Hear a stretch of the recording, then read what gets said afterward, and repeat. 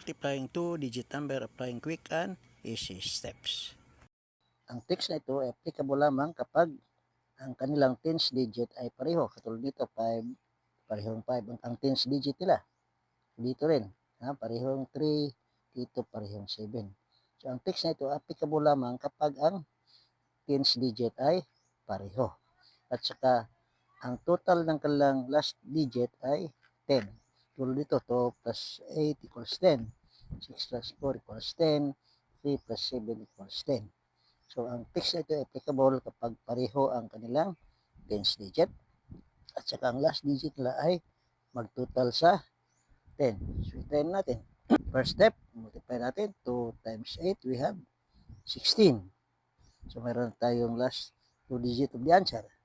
Then, 5 always plus 1. So, it becomes 6. 6 times 5 will give us 30. So, ito na yung ating answer in the easy steps. Apply natin sa ating pangalawang example. 6 times 4, you have 24. So, add tayo ng 1 dito. 1 plus 3, magiging 4. 3 times 4 equals 12. So, ito na yung answer natin using easy steps. Ito tayo sa ating third example. 3 times 7, we have 21. So, add tayo ng 1 dito. So, magiging 8 na ito.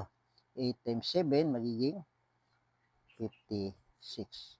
So, ang ating answer ay 5,621 applying quick and easy steps.